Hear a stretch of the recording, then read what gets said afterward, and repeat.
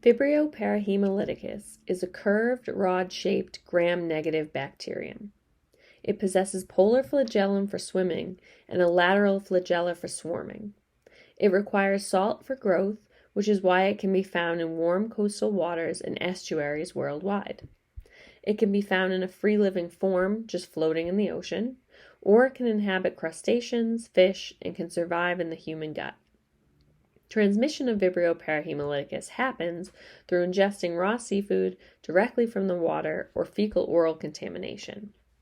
Symptoms usually take 24 to 48 hours to present, and they include the usual symptoms associated with food poisoning: watery diarrhea, nausea, vomiting, fever, abdominal cramps, and in some severe cases it can cause convulsions and even death. There are multiple species of Vibrio that can cause an issue for humans, but Vibrio parahemolyticus has a wide range of virulence factors that make it a formidable pathogen. It has multiple toxins that it secretes into host cells that can cause hemolysis and cytotoxicity. These are known as TDH, TRH, and TLH.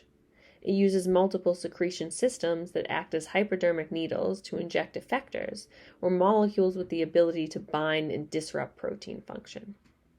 All of these virulence factors are controlled by quorum sensing. They are activated when the cell is alerted that other cells are in the area and ready to effectively act against a host cell. Vibrio parahemolyticus is a large issue for the aquaculture community, as it plays a major part in both shrimp and oyster farming. Strains of Vibrio parahemolyticus that possess a specific plasmid can cause 100% mortality in infected shrimp. This causes large financial losses for shrimp farms all around the world. In the case of oysters, Vibrio parahemolyticus does not pose a risk to the oysters themselves, but instead the human eating them raw. When a case of vibriosis is reported, it must be traced back to the farm from which the oysters came. Once that is determined, the farm can be shut down for up to 2 weeks, causing a large financial loss for the oyster farmers.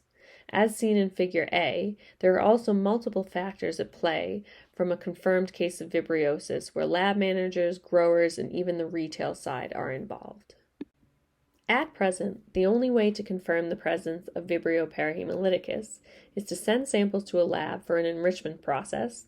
PCR is then performed, and the samples are then spread on TCBS agar, which is a selective and differential media for Vibrio species.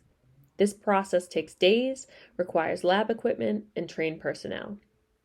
Due to the issues Vibrio parahemolyticus causes, coupled with the fact that there are no quick diagnostic tests for this species, it would be beneficial to the aquaculture community, along with any individual who enjoys consuming raw oysters, that a quick test be created.